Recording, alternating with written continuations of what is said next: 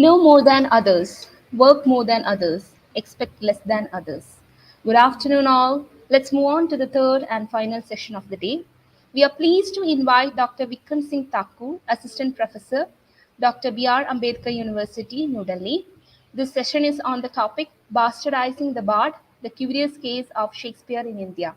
I invite Dr. Anu Paul, Assistant Professor, Department of English, St. Thomas College, to chair the session. Over to you, ma'am. Thank you.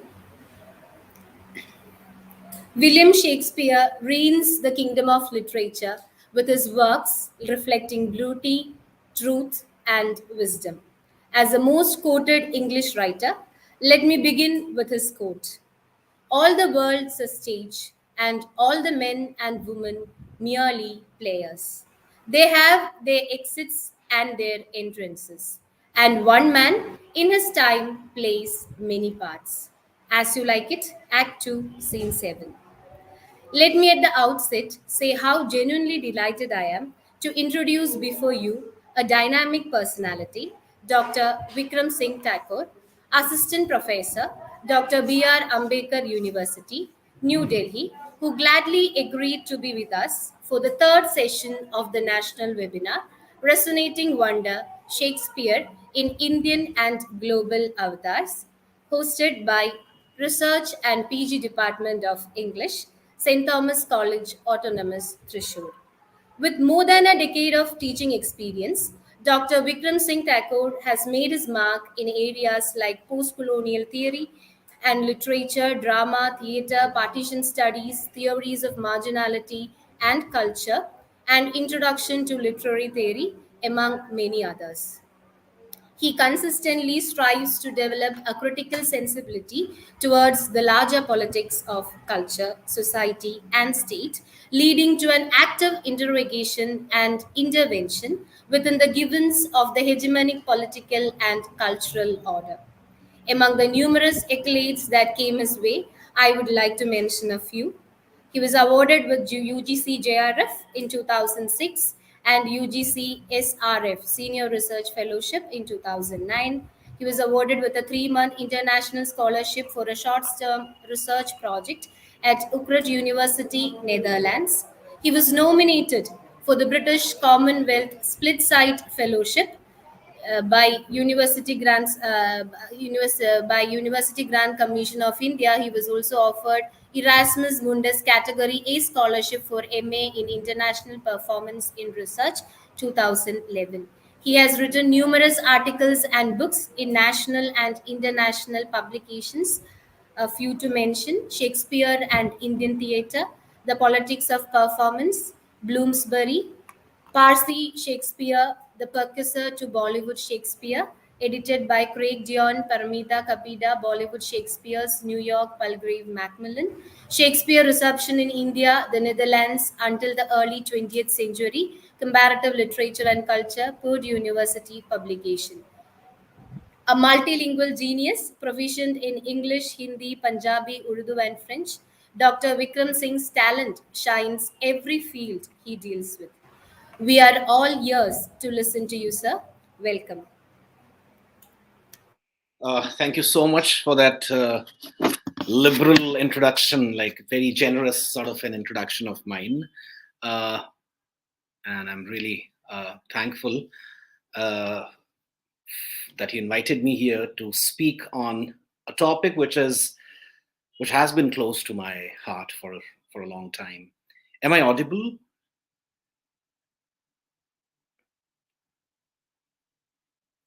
Am I audible?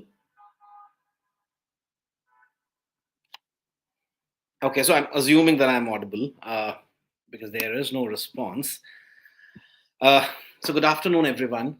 Let me take this opportunity to extend my gratitude to Professor Martin K.A., the principal, faculty, students, and staff of St. Thomas College. A warm thanks to all those who chose to be here without any academic compulsion. A special thanks to Dr. Biju, who has been in constant touch with me for this talk.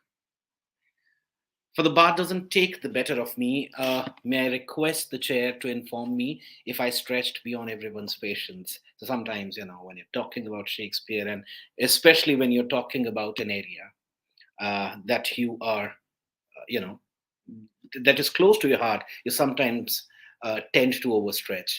So please let me know in case I, stretch the limits. Uh, may I ask you once again if I'm audible? Uh, just a second, because I'm not getting any response. Yes, sir, you are audible.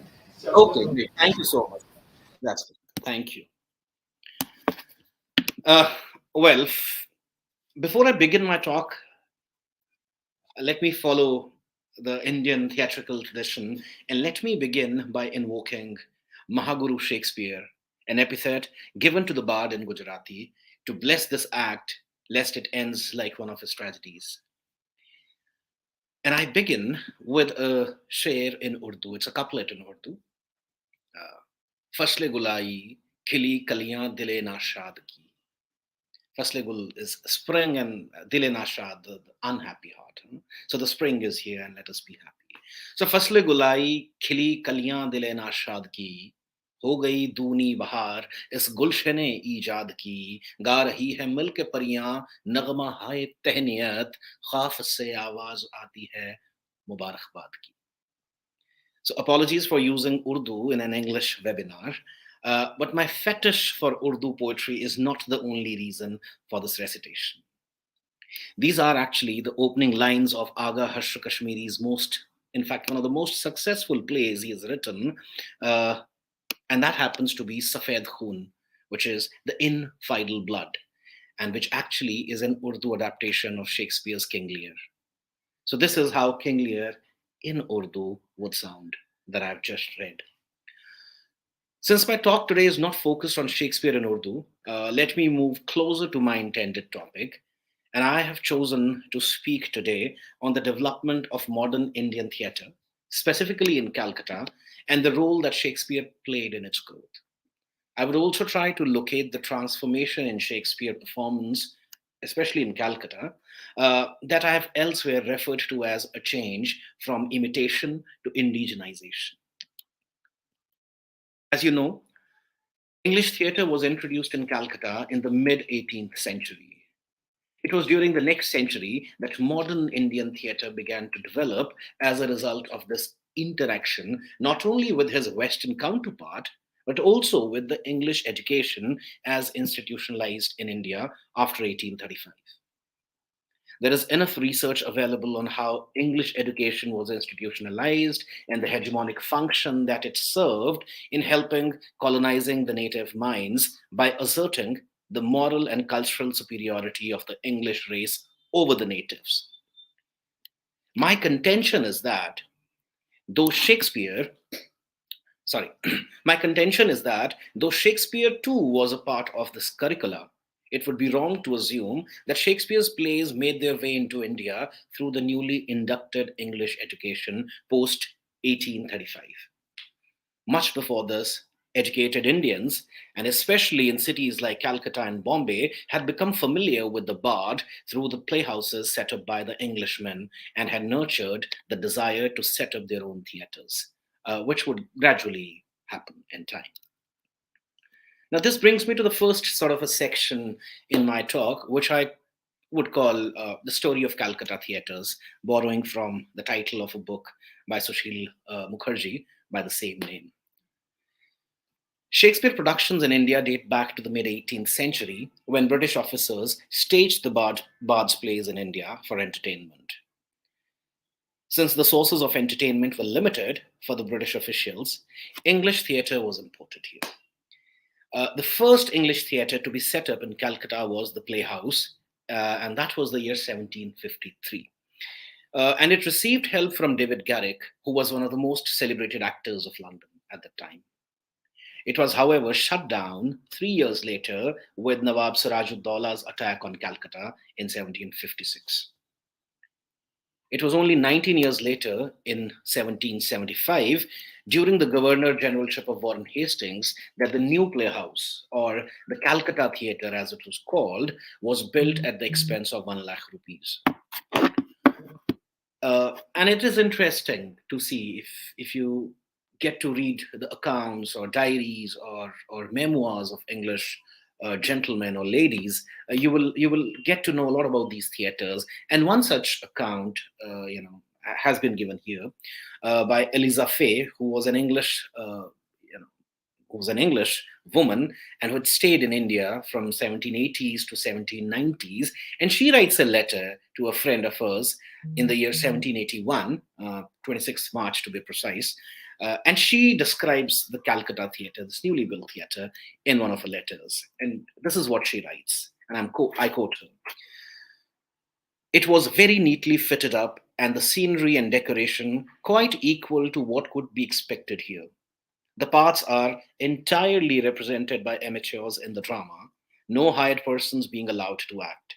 I assure you, I have seen characters supported in a manner that would not disgrace any European stage. End quote. So, one of the earliest kinds of English theatres in India, but comparisons made with the British theatres that it's at par with them. The Calcutta Theatre staged plays of Shakespeare, Congreve, Sheridan, and others. And among various plays that were staged here, at least 8 were of Shakespeare. Now, if the entire Shakespeare plays were staged here, that's a difficult. That's really difficult to assert. But I'm sure that these were small parts or acts or scenes that were performed usually in these theatres. Now, known for its performances, the Calcutta Theatre got a special mention in the reviews of the newspapers. And this is important, and I'll come to that a little later. But these newspaper reviews, or the coverage in the newspapers that these Shakespeare performances and these theatres got, actually did play an important role in establishing Indian theatres later on. So the Calcutta Theatre ran for around 33 years, and finally it was closed down due to financial strains.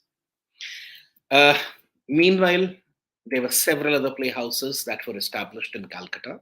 I mean, to name a few, Vela Place Theatre, there was Athenaeum Theatre, there was Dum Dum, Baitkona, Chaurangi, Sanssouci, and so on and so forth. There were quite a number of English theatres that had now, that had by now opened.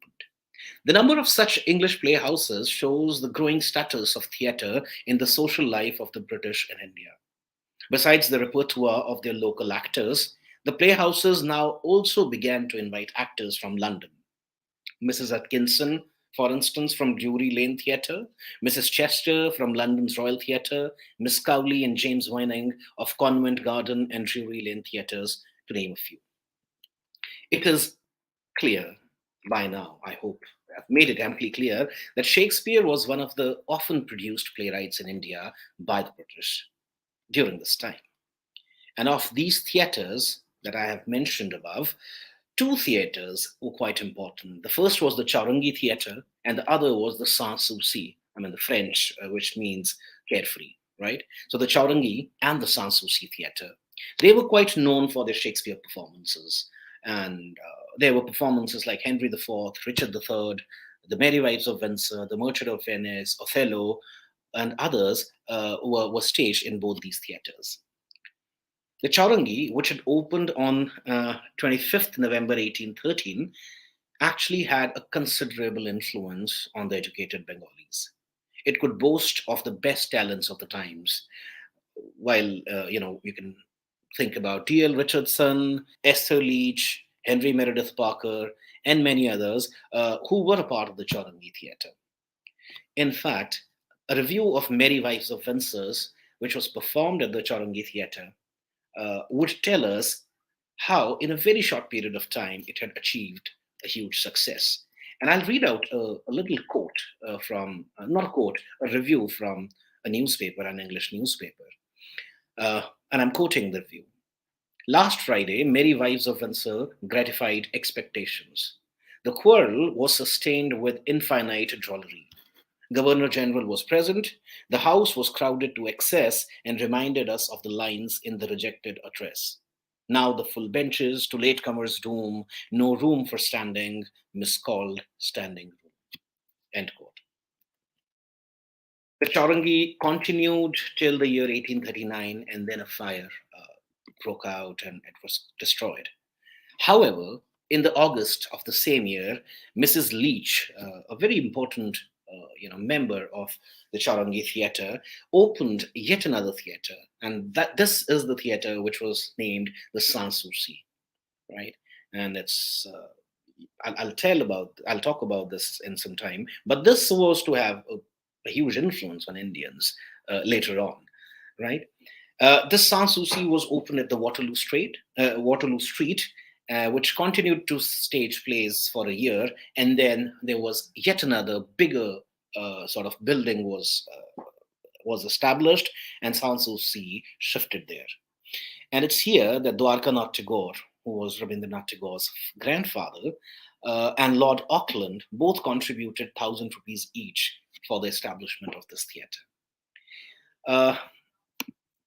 I would skip some information because I think it's not very important.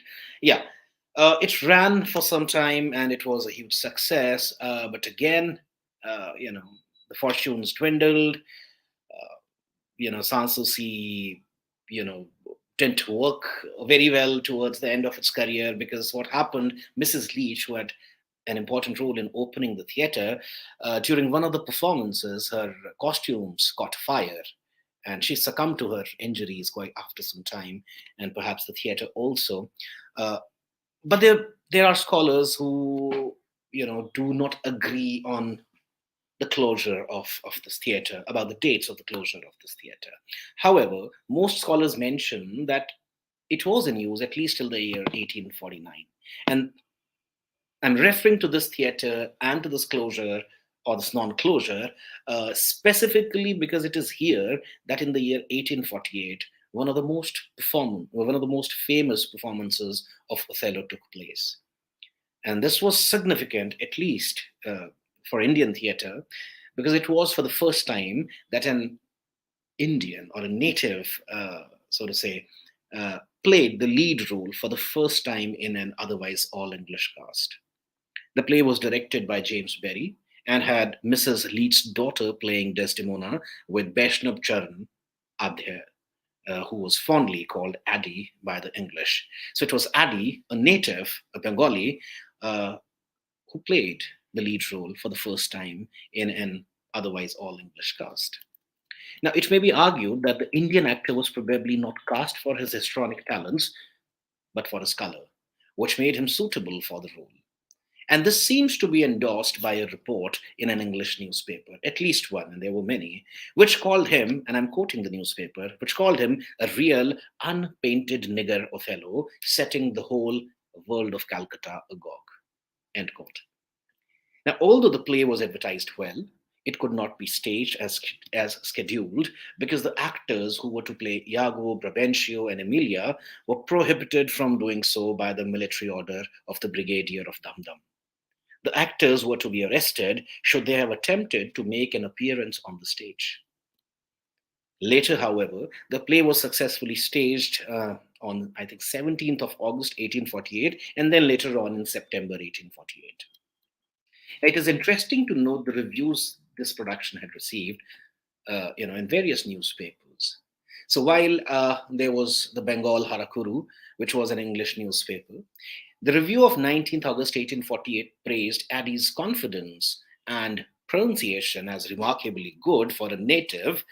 Another newspaper, which was the Englishman, criticized Eddie's speech and pronunciation, but lauded him for attempting the role. And I'm quoting this review for your reference.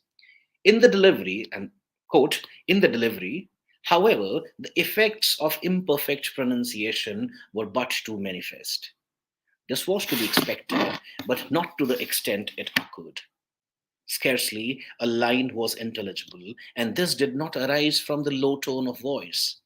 Othello spoke quite loud enough, but he mouthed too much. Had he spoken in his natural tone, that is the native accent, he would have succeeded far better.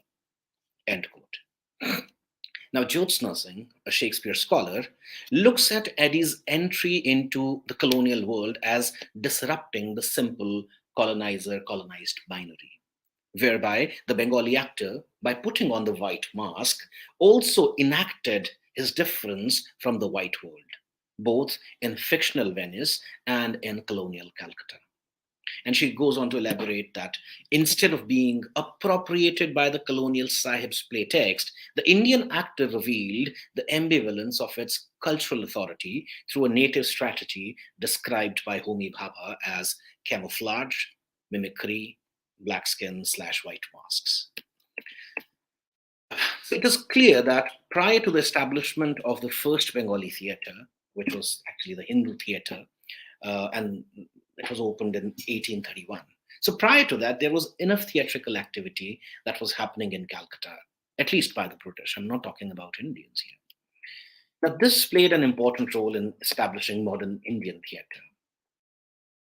Whether the Indian elite had access to these theatres prior to 1813, the year when the Charangi had opened with Dwarkanath Tagore as a founder member, is not easy to ascertain, but in all probability, the audience was exclusively English. Even the ushers and doorkeepers of such theatres were Englishmen. However, even if the Indian elite did not have access to these theatres, they might have been influenced by the extensive newspaper coverage of these theatres and their productions.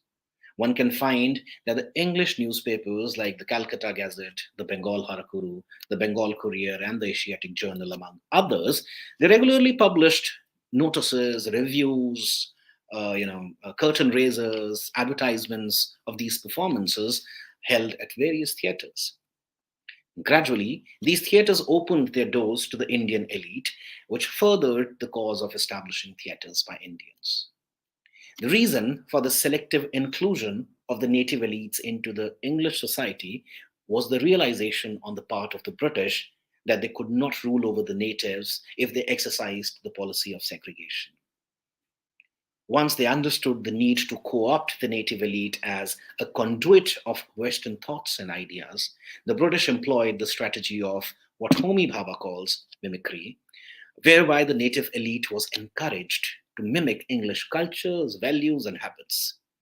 And this inclusion of the Indian elite can be perceived as a strategic move to expose them to the Western culture and values and to create, as Macaulay had said, a class of persons Indian in blood and color, but English in tastes, opinions, morals, and intellect. Now, theatre was a vital instrument that could provide the elite Indians access to English culture. And gradually, the English colonial authorities encouraged the natives to establish their own theatres. It is interesting to note that the strong urge to establish these theatres came not only from the English educated Indian elite, but also from the Orthodox nationalists. An editorial of Samachar Chandrika, which was a 19th century Orthodox Bengali newspaper, urged, and I'm quoting this editorial from Samachar Chandrika in English, and it said that the men of wealth and rank to associate and establish a theatre on the principle of shares, as the English gentlemen have done, and retaining qualified persons on fixed salaries, exhibiting a performance of song and poetry once a month, comfortably to the written natakas or plays, and such a plan will promote the pleasure of all classes of society. End quote. Now, this irony can only be understood as a retort that the Indians were in no way inferior to their English masters. It's a way of saying, if you can do it, so can we. With such growing demands for a theatre of their own, a committee comprising Prasanna Kumar Tagore and others, was created, and as a result, the Hindu theatre, the first sort of public theatre, not public, but first Indian theatre first theatre in Calcutta by the Indians, opened on 28th December 1831 in the garden house of Prasanna Kumar Tagore. Although this theatre was set up for a Bengali audience and was established in a predominantly Bengali quarter, the plays performed were either in English or English translations of Sanskrit plays. The theatre actually was inaugurated with Bhavbhuti's Uttar Ramcharit, which was translated into English, and Act 5 of Shakespeare's Julius Caesar. Uh, it couldn't enjoy. This theatre was not really a public one because it was exclusively for invited audience, and it closed down after staging yet another performance in English, and so it didn't have that kind of an impact that it should have made. Then there were other reasons actually that promoted the growth of Indian theatre, based on uh, Western models during this time. And the reasons were that classical Sanskrit theatre had almost disappeared by the 11th century, and theatre activity in India was sustained by sparse folk and traditional performances, which too were on the decline by the 18th century due to lack of patronage. There was a void as far as theatre was concerned. And at this juncture, the decline of folk and traditional performances, alongside the rise of English theatres in India, paved the way for what we call modern Indian theatre. This was furthered by the quest of the middle class Bengali men for a distinct cultural identity with the English theatre, which the English theatre seemed to impart. Otherwise, why would a Bengali theatre, especially the Hindu theatre, meant for Bengali audiences in a Bengali quarter of Calcutta, would choose to perform either English plays or Sanskrit plays in English translation? Moreover, the indigenous reform movements stemming from the colonial intervention into Indian social practices also paved the way for the emergence of modern Indian theatre. Folk and traditional performances had already come under severe attack for being licentious, immoral, and degraded by the British. And following this British idea of the native amusements, even the educated Bengali middle class had condemned these performances as degenerate, that needed cleansing to become a respectable viewing. English theatre, on the other hand, also seemed to provide access to power and a cultural respectability for the middle class. This brings me to the shorter next section, which is going to be a shorter section because I assume that most of you will have idea about English education and how English education spread in India. So I'll perhaps cut it short, the second, and then move on to the third and perhaps more interesting kind of a section from the talk. But yeah, I'll say a few words about the spread of English education in India. So it's interesting to note that the interest of the Indian elite in Western culture and theatre coincided with the British colonial policy of institutionalizing English education in India, which played an important role in promoting Shakespeare and helped ultimately the growth of Indian theatre, modern Indian theatre. The aim of imparting English education in India was from the very beginning a political strategy to consolidate British control over the subcontinent. In the words of Macaulay, English education was necessary to form, and I'm quoting him, to form a class who may be interpreters between us and the millions whom we govern. End quote. The middle class Indian was more than willing to adopt Western education. An example of such reverence towards Western education is manifested in a letter written to one Reverend Henry Ware of Cambridge in the year 1824 by Ram Mohan Roy. And Ram Mohan Roy writes, and I quote it from his letter, "I may be fully justified in stating that 2/3 of the native population of Bengal would be exceedingly glad to see their children educated in English learning." End quote. Now, without going into the debates on the education of the native subjects during the 19th century, let me borrow Gauri Vishwanathan's argument that the English text served as the surrogate to English missionary in promoting Christian values among the natives. Shakespeare, who was considered the greatest achievement of his race and culture and the repository of Christian values, a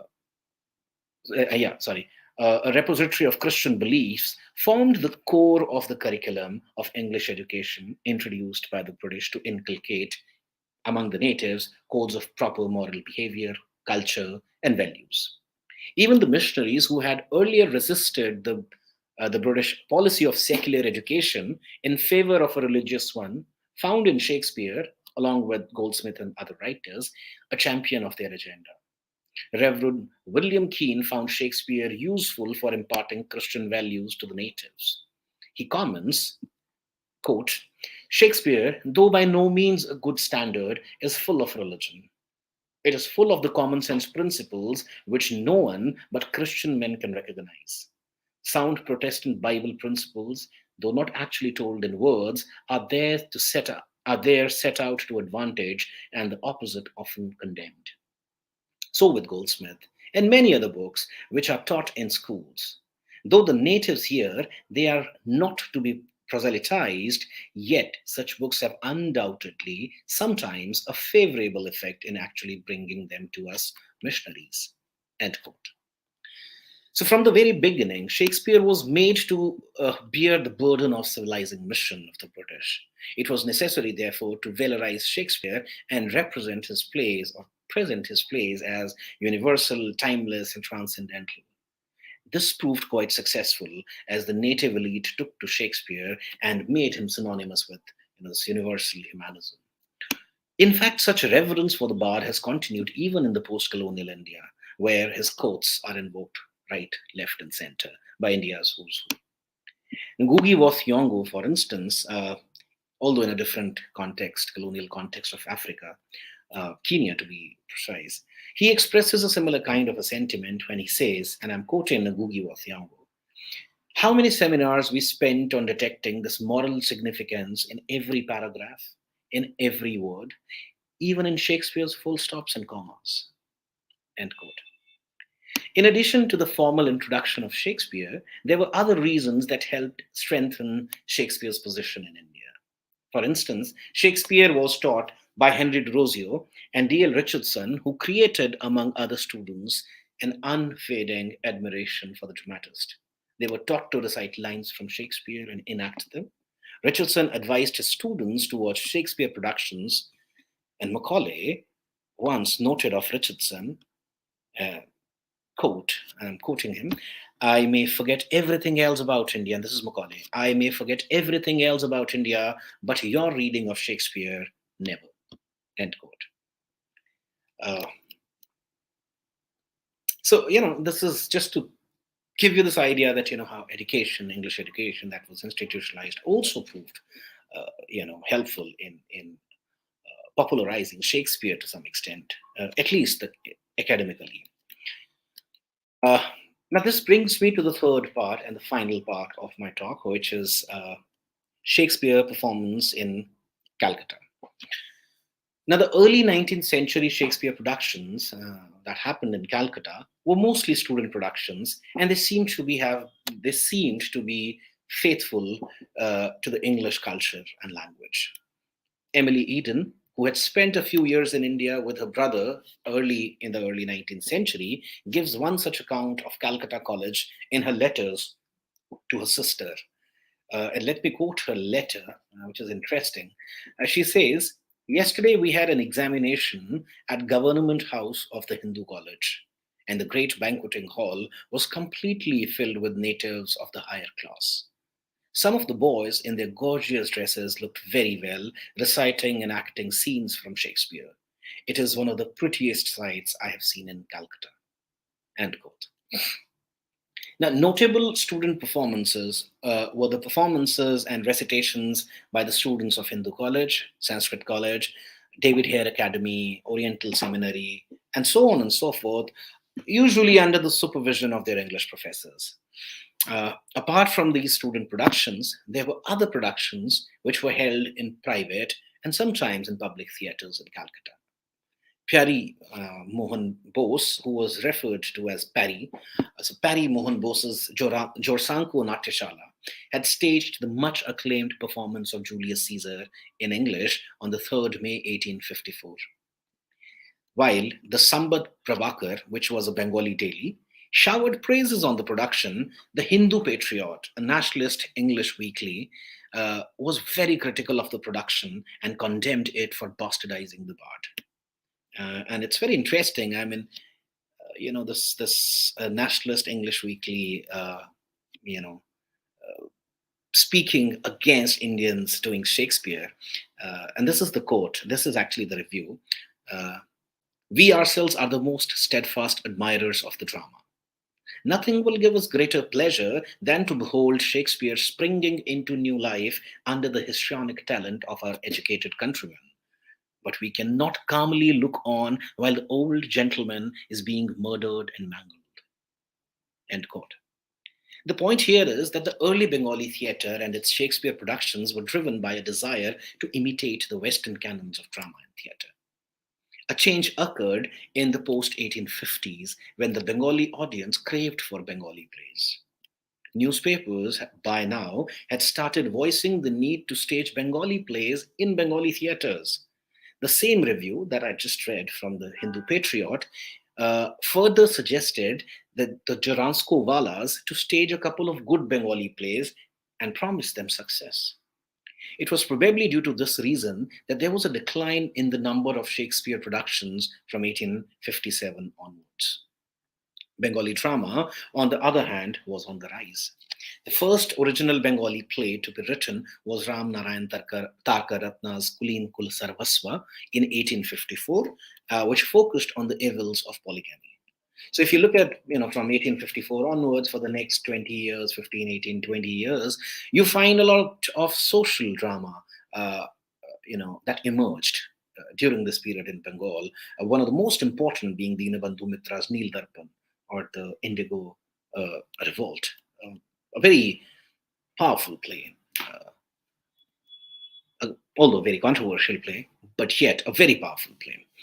The year 1872 witnessed the establishment of the first Bengali public theatre. Now, this is the first Bengali public theatre in the 1872, right? And it was called the National Theatre. It was again housed in a private residence. However, what happened during this sort of a decade in the 1870s and 80s was many public theatres actually mushroomed. Whether it was the Hindu National Theatre, Oriental Theatre, Bengal Theatre, Star Theatre, Minerva Theatre, Emerald Theatre, Unique Theatre, and many more. And they advertise their plays extensively now in newspapers. It is interesting to note the way technology, costumes, songs, and dances were advertised in the newspapers. And I'm pretty sure that this was the influence of Parsi theatres of Bombay. While professional theatres emerged in Calcutta, it also saw the decline of the newly born Bengali social drama. Perhaps a reason for this was the institution of Dramatic Performance Acts Control Act of 1876. Rustam Barucha says that the professional Bengali theatre of the time was not equipped to deal with the rigors of censorship on a theatrical level. And hence, the social dramas of the 60s and 70s gave way to entertainments, following largely the line of Parsi theatres of Bombay. Instead, the Bengali theatre of the last quarter of the 19th century seems to follow the footsteps of Parsi theatre that was made possible due to the traveling Parsi theatre companies. Now, these companies traveled not only across India, but also ventured into places as far as Rangoon and Jaffna. It was around this time that Shakespeare's plays began to be staged again, although with a difference now. His plays were now performed in Bengali by professional Bengali theatres. The trend shifted to indigenizing and assimilating his plays in Bengali culture. Hemchandra Bandyopadhyay, in his introduction, who had translated Romeo and Juliet into Bengali, and he writes in his introduction to this translation of Romeo and Juliet as Charumukh Chittahar Natak. That was the Bengali version. Charumukh Chittahar Natak in 1864, and later on in 1881 he retranslated it as Romeo and Juliet. But the point is, he defends his indigenization of the play in the following words, and this is from his introduction. He writes, "I have tried to present the story of the play of Shakespeare and the essential features of the characters in a native mold to suit the taste of the readers of my country. I cannot say how successful I have been, But I believe that without adopting such a method, no foreign play will ever find a place in Bengali literature, which will be denied nourishment and advancement. After a period of such exercises, faithful translations of foreign plays and poems will find acceptance in Bengali literature. But now, for some time to come, I believe this method is indispensable. End quote. Now, in many of these Bengali translations that had appeared during this time, one cannot miss the reverence of the Bengali translators towards Shakespeare. The earliest Bengali production of Shakespeare on the public stage was probably The Comedy of Errors in the year 1873. Nothing much is known about this, but the following year saw the productions of Cymbeline as Kusum Kumari by Chandrakali Ghosh and Macbeth as Rudrapal by Haralal Ray. While Kusum Kumari was staged at the National Theatre, Rudrapal was staged at the Great National Theatre in 1874. The adaptations, however, could not gain much success, for the translations were too literal to impress the ordinary masses. Perhaps one of the most significant, however, not a commercially successful performance of Shakespeare, that was staged in the 19th century Bengal was Girish Chandra Ghosh's Macbeth. It was staged on the opening night of the Minerva Theatre in 1893. The event was reported by the newspapers as an important one in the history of Bengali theatre. Ghosh, who had considered Shakespeare to be his model and had wanted to familiarize the masses with Shakespeare's plays, he wrote in his he had appended a nandi or an invocation to his production. So, as following the tradition, you have a nandi or an invocation before the play. So he had appended, this kind of nandi to his play, and I'm quoting that, where he says, "To my learned audience, I have come to the stage to manifest a trifle poetic gift of mine. Shakespeare is my role model. I am only an actor, follower of the bard. Hence, criticism of his creation is not within my purview. I know not what inspires me.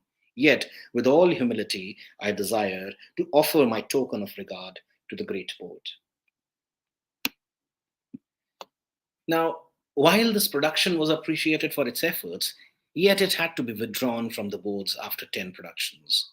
And the reason for the failure of the production on the box office might have been many. However, one of the most important among those reasons, which Ghosh himself admitted, was the lack of songs and dances. In a letter addressed to a friend of his, he wrote, and I'm quoting from the letter, "Most go to see songs and dances, few for drama. The public are too uneducated to appreciate Shakespeare." End quote. Although Ghosh had translated the play from from English to Bengali, he did not take away the foreignness from the text. The stage was English, the costumes were English, the makeup was English, the locale was Scotland. In fact, the entire context was foreign. Ghosh had failed to notice that the Bengali desire of imitating the Western canon of drama by the late 19th century had given way to more local aesthetics. The Bengali audiences the Bengali audiences of these public theatres did not want mere substitution of names or locales in Bengali, but wanted a genuine Bengali play that was steeped in Bengali culture. In fact, during the late 19th century, there was a debate regarding how Bengali theatre should develop, and in a literary journal called Madhyastha, there was an article that appeared by Nripendra Saha, and that emphasized regarding this whole discourse, that emphasized the need to include songs in Bengali theatre. And let me quote from that article. Some members of our modern educated community believe that theatre does not require songs at all. They have subjected themselves to such a belief, having noted the lack of songs in the European theatre. However, they have failed to contemplate that India is not Europe. European society and our own society are very different. European tastes and our tastes are credibly independent of each other. End quote. This brings me to yet another production of Shakespeare by Amrendranath Datta around the same time, like 3 or 4 years after Ghosh's Macbeth. And this happened in 1897. The production was called Hariraj. Horiraj or Hariraj. It was an adaptation of Hamlet by Nagendranath Chaudhary. Now, Amrendranath himself played Hariraj, while Tara Sundari acted as Aruna in the play.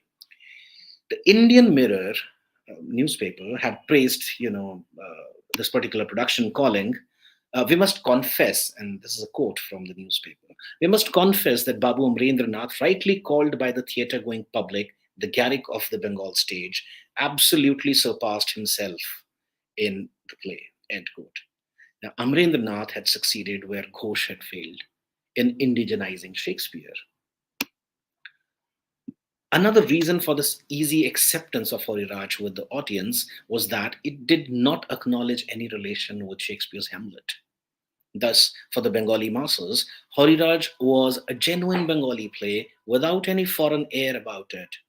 Moreover, catering to the demands of the audience, Datta had incorporated several songs and dances in it.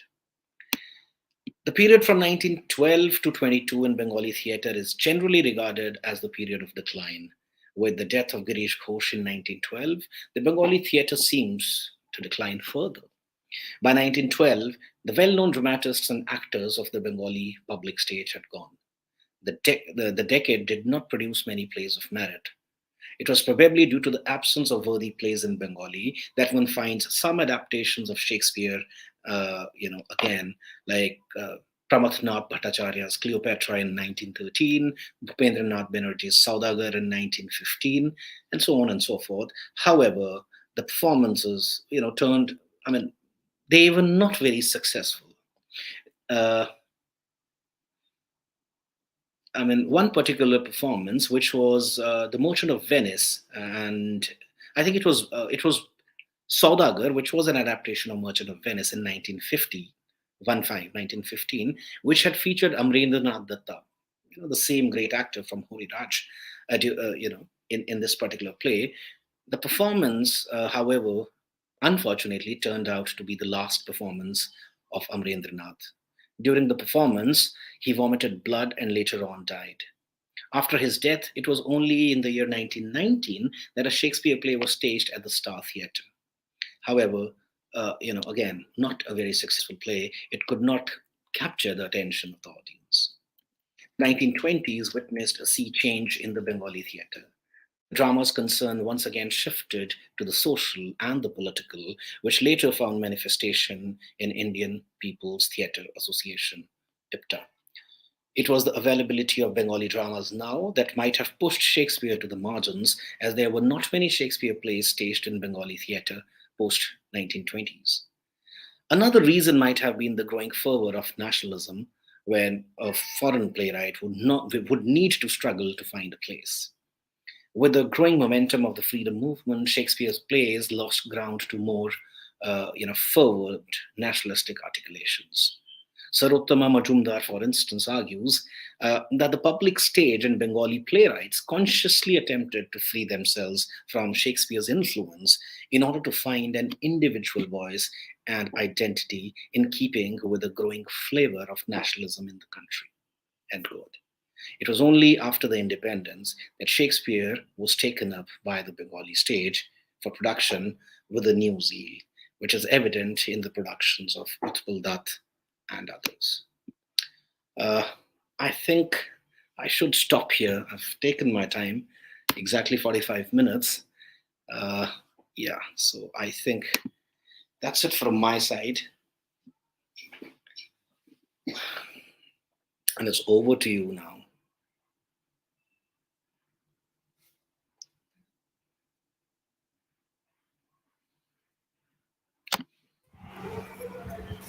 Thank you, sir.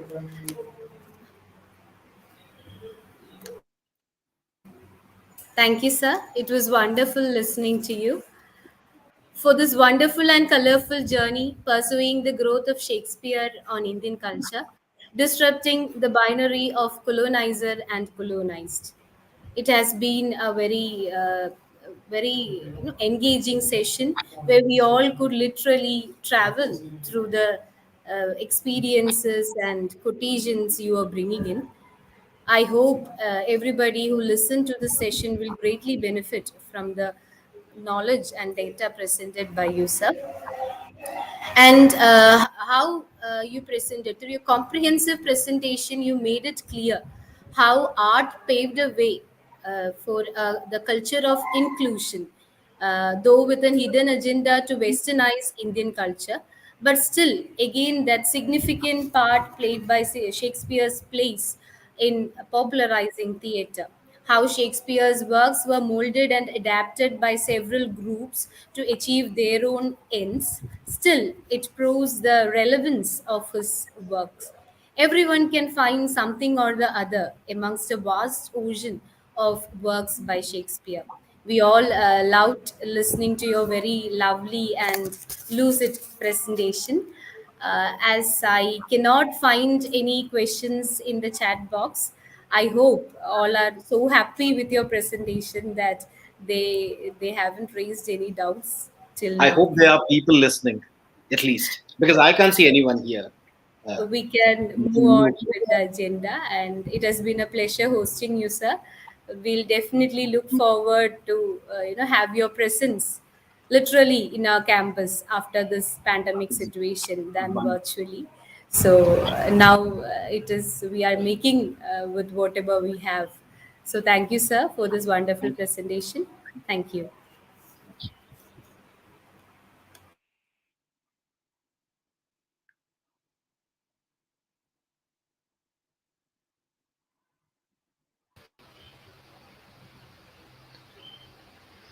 I invite Arya KL of Second MA English to deliver vote of thanks.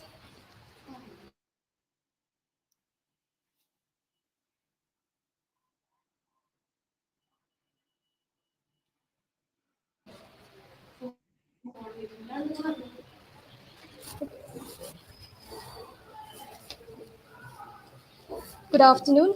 I'm extremely honored for this opportunity to express my gratitude on behalf of the entire fraternity of English Department, St. Thomas Autonomous College, Thrissur. I would like to extend my heartfelt thanks to Dr. Vikram Singh Thakur for sharing his insightful thoughts on the topic Bastardizing the Bard, the Curious Case of Shakespeare in India. The session was very engaging and informative. He touched upon the nuances of the writings of Shakespeare and the reception of his works in the Indian context. So it also discussed at length the trajectories of the development of the modern Indian theatre, the unmistakable presence of Shakespeare in it, and how it was perceived among the individuals in India. So I thank you again for your enlightening words. At this point, I would like to thank our beloved principal, Reverend Father Dr. Martin K, for providing his complete support for the success of this program. I would also like to thank Dr. Anto Thomas C, the head of the Department of English, St. Thomas College, and Mr. Biju MA for coordinating this event. Lastly, I thank everyone who participated in the webinar. Thank you. Thank you.